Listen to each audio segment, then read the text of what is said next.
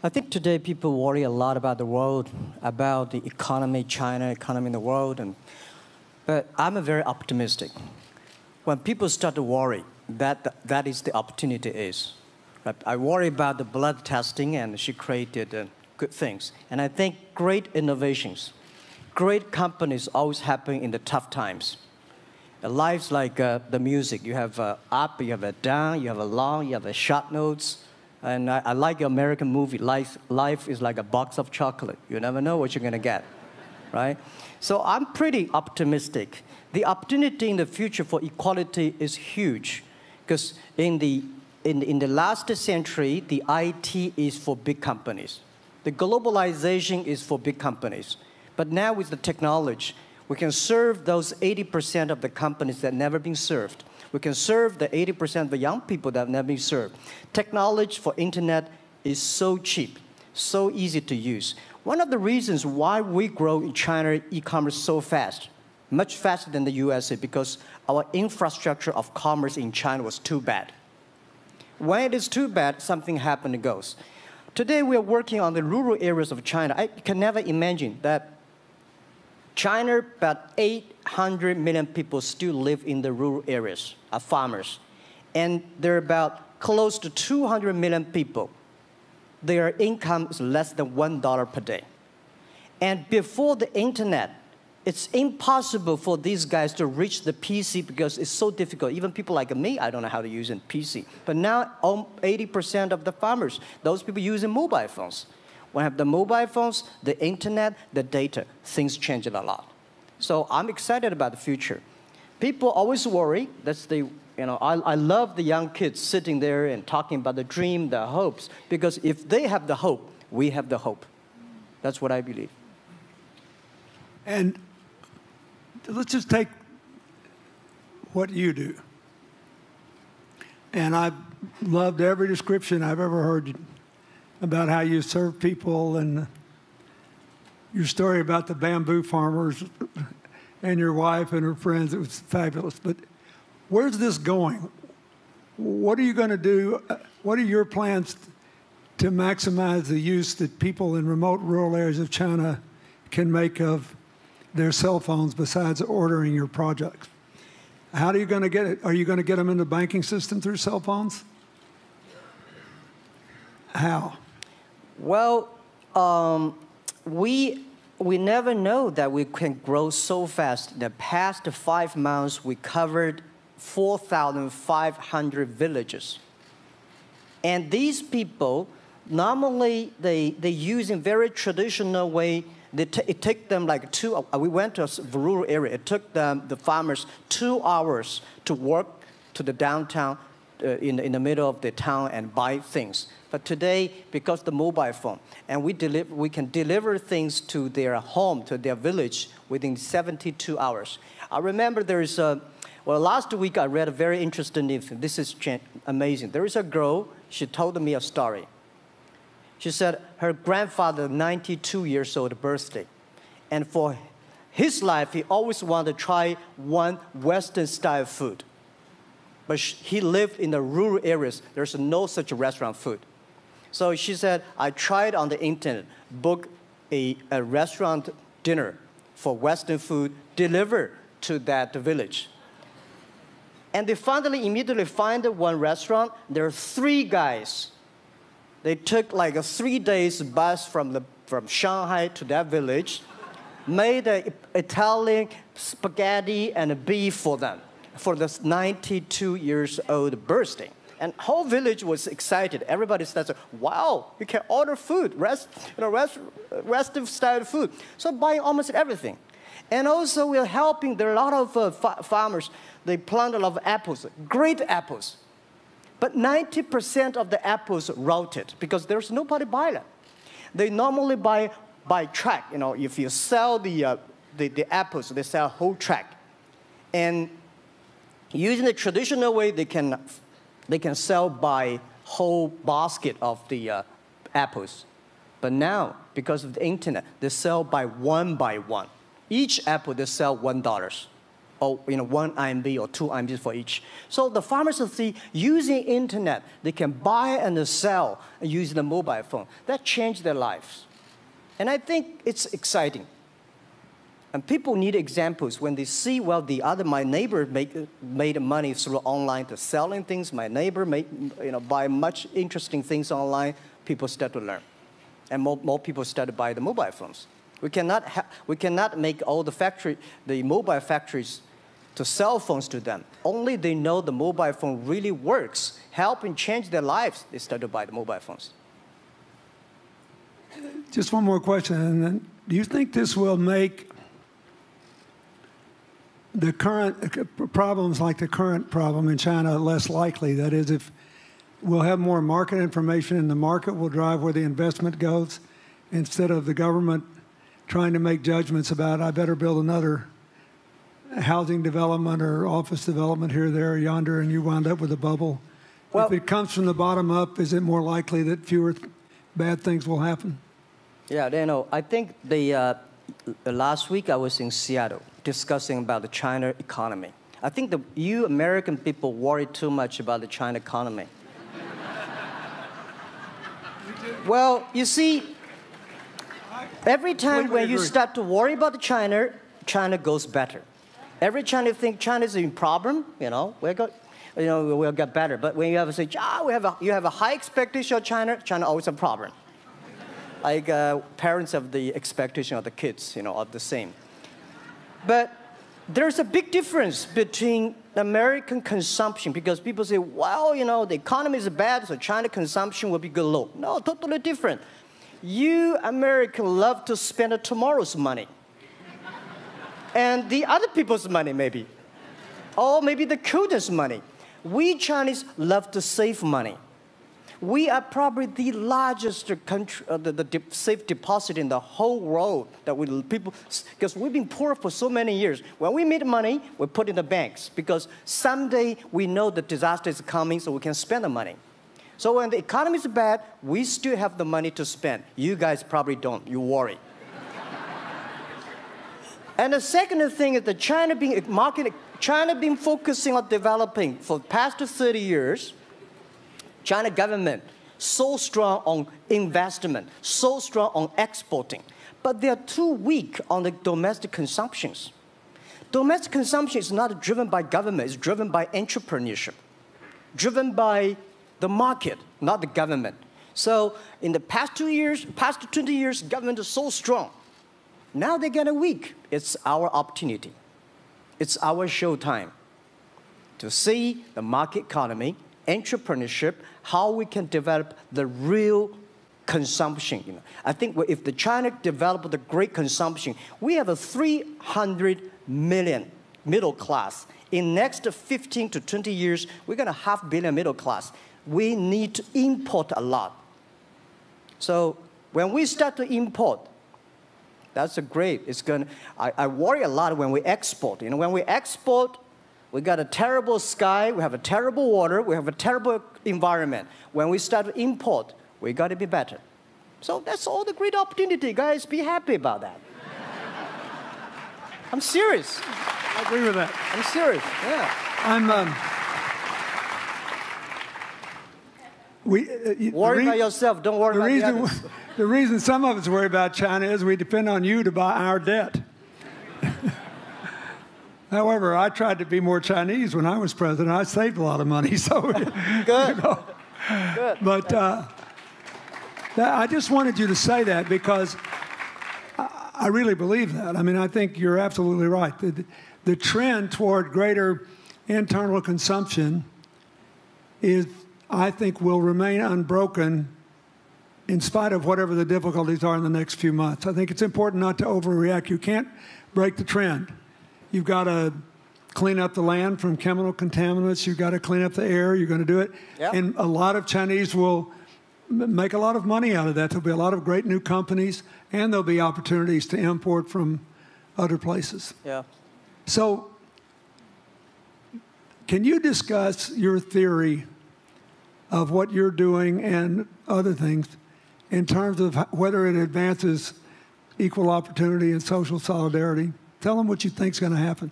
And what other kinds of, when your opening remarks, you just said technology is going to be active in this way in other areas of the economy. What do you think the next big opportunities are? But first, tell them just in 2 sentences what you're doing, because Jack and I know, and we haven't been clear enough. Explain it, and explain how you think that advances social solidarity and equality of opportunity. Well, our work is in the belief that access to health information is a basic human right.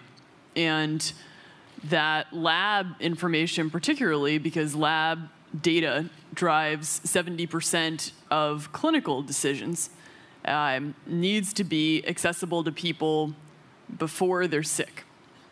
So if you look at the word diagnose in the dictionary today, it says to determine the presence of disease from symptoms, which means by definition, we're determining that people are sick once a disease has already progressed. And our work is in being able to make lab testing accessible to people in time for therapy to be effected, and to do that in a way in which every person, irrespective of their insurance status, irrespective of where they live, can afford the ability to get a test done. So that means, in our case, we've invested the last 12 years in now developing hundreds of tests, many of which are less than $10. So $2 tests in the United States. And I think one of the amazing things about this country is that we have such an incredible ecosystem for fueling creativity, and that creativity can create new markets. So in answer to your question about the market being able to conform itself to social good, I think the creativity that goes into creating these new technologies creates new markets in and of themselves. And our basic belief is that those new markets come from empowering individuals and enfranchising individuals and trusting that individuals have the capability to engage with information, and in accessing that information, beginning to take control of their own outcomes and their own health outcomes, and in doing so, changing the way our healthcare system works. Think what this could mean for rural China, for rural India, for Native American reservations in America, for the Mississippi Delta, for the remote areas of where all the jobs were lost from coal. You're all of a sudden giving people information. And one of the most important things I think we did in my second term as president in the healthcare front was develop this diabetes self-care program. And all of a sudden, you could be, Jack's company could be delivering the means to self-care based on your test. I mean, I think that this is a very big deal. We all want to live as long and as well as we can. And Craig Venner was here. We were joking about whether we'd make it to 100. But in the meanwhile, you want to keep people healthy. And if they're sick, you want to intervene early, not late. Yeah. Well, and if you look at, the ability to engage with this information, we have a $4 trillion healthcare problem in this country. 20% of it is type 2 diabetes, which is reversible. And we have 90 million Americans who do not know they are pre-diabetic. But access to information and the ability to engage with that information is the foundation for being able to change those outcomes and cost, right? One more fact, and then I want to call on Jack. You founded this company 12 years ago, right? Yeah. Tell them how old you were. I was 19. So, don't worry about the future. We're in good hands. So, I was thinking about 19, where I am. 19, I've not passed the examination for university yet. I failed 3 times, but I think it worked out. I'm not good at schooling. Well, yeah, that's why I give confidence to a lot of young people in China. If Jack Ma can be successful, 80% of the people can be successful. People like her, we're jealous. But, well, equality, I would like to make a little bit of technology helping, because yesterday I was joining the UN Women Conference about gender equality. And I think the first technology revolution happened 200 years ago in the UK, released the human body, the arm, stronger. The second technology revolution in the USA for energy, you can last long. But this technology revolution release the brain. So this century is not a competition who is stronger, whose muscle is stronger. It's who is smarter, who is soft, who can listen. It's the challenge of wisdom. So man and woman are equal.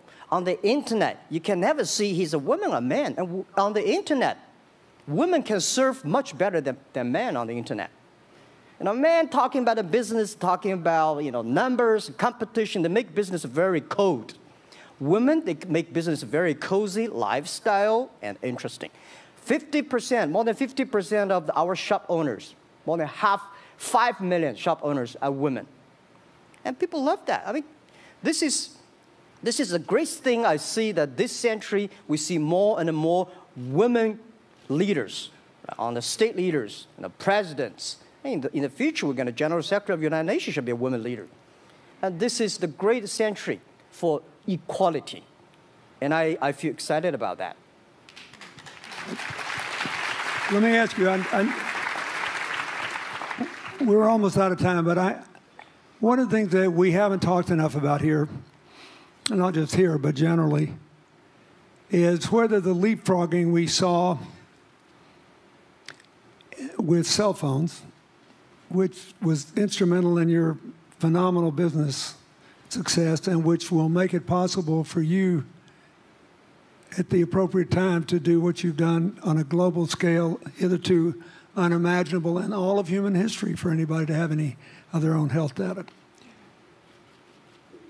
We've seen examples, but not the kind of dramatic penetration we need with energy and clean energy and enough in a short enough time to avoid the worst consequences of climate change.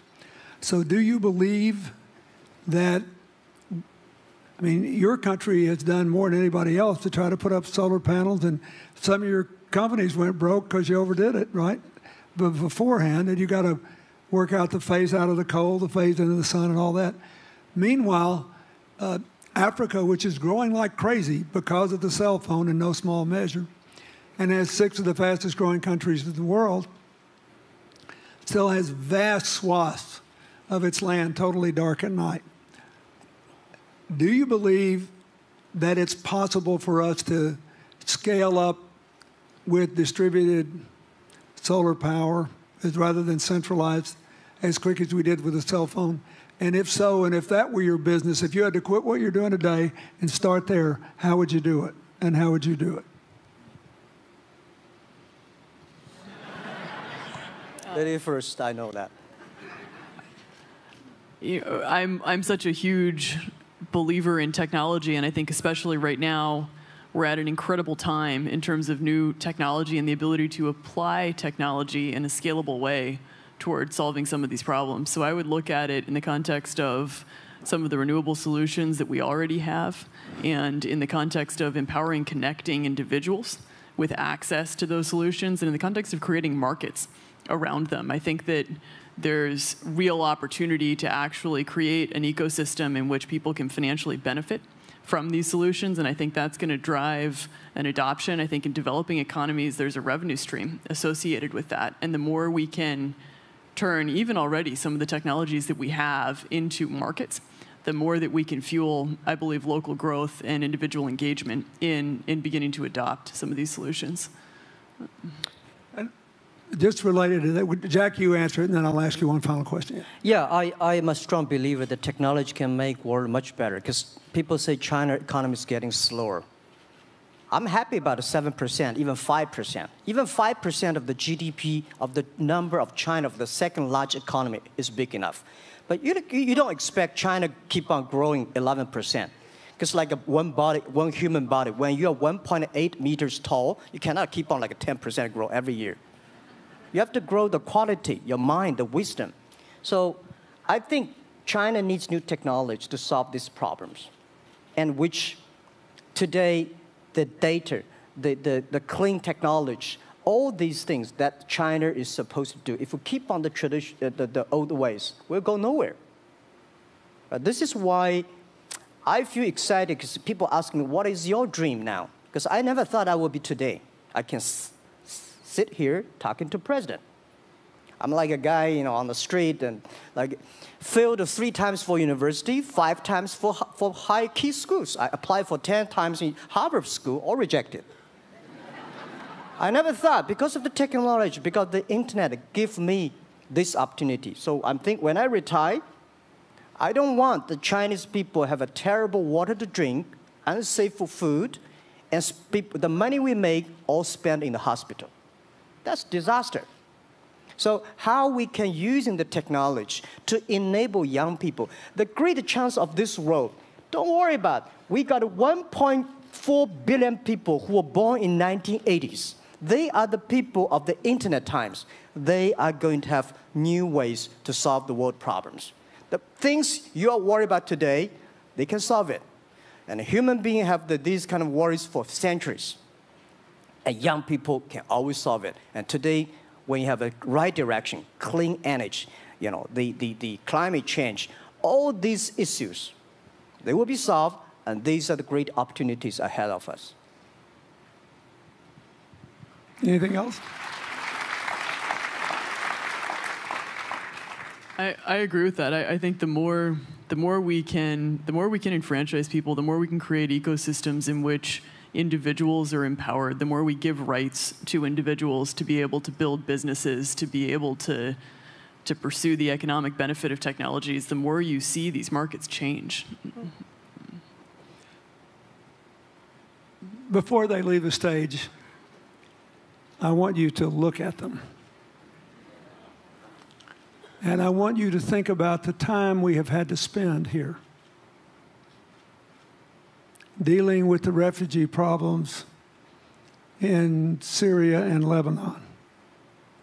Stand up, Elias. This is my friend Elias Bousab. He's the education minister in Lebanon. He's got to educate all these kids. And so he left a miracle that very much reflects the lives that Elizabeth and Jack have lived. He was in a very responsible position at the American University of Dubai. They started bringing American scholars over there to live in an Arabic culture. He did all these wonderful things. Lebanon got in trouble. He went home to save his country. What is the difference? How much more could he and every smart Lebanese person do if they could focus on these things? And why can he not? Because the place is dominated by people who think their differences are more important than their common humanity and their common challenges. You cannot imagine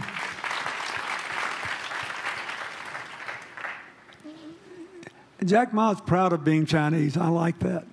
He never hid it. He's happy about it. I'm proud to be a global citizen too. Yeah. Yeah. And I imagine Elizabeth's proud to be a blonde-haired, blue-eyed American techno whiz from Northern California. Yes.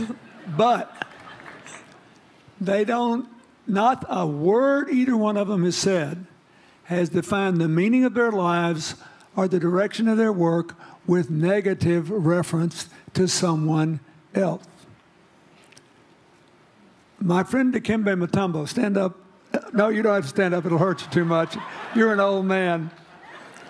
My 7'2" fall friend was just inducted into the National Basketball Association Hall of Fame. And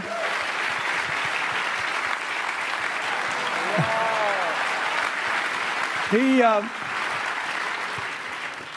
my family, my whole family loves him. And I have seen how much he has given back to his native country, Congo, which has been so troubled. I've known him a long time. We both went to Georgetown University. I did before he was born, I think. I've never heard him say a resentful thing about anybody. I have seen him give and give and give and try to give the people in his native land opportunities. Why am I telling you this? He's had a good life because he never defined his life with negative reference to anybody else. He never begrudged anybody else's success, and he thought he had an obligation to help other people. I'm telling you, we are back in a time of collective global insecurity where the main struggle is the oldest one in human history, just in modern techno realities. I mean, if you were trying to build the Middle East, you would think about our permanent sponsor here, the ambassador from Oman, who her government tried to help head off a calamitous war in the Middle East over the nuclear issue in Iran. We all pray to God that it'll work out all right. And the lead she made. You look around all these places, wherever people are putting aside their differences and working together, good things are happening. We cannot achieve economic or social equality without living in the factual realities of the world we face, looking at the obstacles, looking at the opportunities, making the best decisions. And those of us who even feel good about ourselves because we think we spend a lot of time giving, our whole goal should be to work ourselves out of a job. One of the things that Bill and Tanny Austin are sitting there with Starkey, they started giving away hearing aids, and then they decided, well, we better teach these young people how to speak. If they get the gift of hearing, they'll have to learn that. So they got into the education business. Sonny Varkey got into the education business and decided somebody ought to do something really dramatic to remind people that the only people that really matter are the teachers. So he gave the first Global Teacher of the Year award last year, and an international panel gave the prize to a teacher from Maine who promptly gave the entire $1 million to her school. The woman never made any money in her life. She gave all the money away immediately. The future is going to be forged by people who think of how to use the modern tools that we are given, as Elizabeth and Jack have, to create opportunity through empowerment. And it will not be a straight line. It's too many moving parts. But I just want you to think about that. The reason you feel good looking at them is that you identify with them even though they're different from you. And that's basically where we are all over again, and we can't slip back. We can't give up. That's why when we had the Prime Minister of Italy and George Soros talking about the future of Europe, and George said it was coming apart, and the Prime Minister said, no, it doesn't have to come apart if it's about something more than economics. I thought it doesn't have to come apart if you will it not to. And you put yourself on the line for it. There are no guaranteed outcomes today, but you can guarantee that the trend is right. So go ahead, you were going to say something, weren't you? Yeah, I just wanted to add, I mean, as we're talking about the future and from my own experience and looking at all the faces here, I think a huge part of the answer to your question is also to raise our little girls with the stereotype that they can be the best in engineering and science and math, because when they do in all of these industries, it changes everything. And we need to do that in this country, and we need to do that as parents in other countries. You know? Yeah, I was thinking about if what you say. I think about when you talk about problems, you normally it's like a politician. When you talk about opportunities at the business people, I was thinking about how we can using all the problems that change the problem become the opportunity. And I don't know. I just feel excited when people talk about problems. I think think about if you can solve one of them, that's the chance. And today, nobody live in this century has so many opportunities and so many tools they can use to change other people's life. And I think in the last century, which I call the IT time, this century is called the DT time, data technology. IT is to empower yourself, make yourself strong. DT is to empower the others. When you empower the others, you empower your future, yourself. So when I listen to you talk, I agree, and I think that's why we were born in this century. That's why how we can use the internet to help more people. Let's give him a hand. Thank you.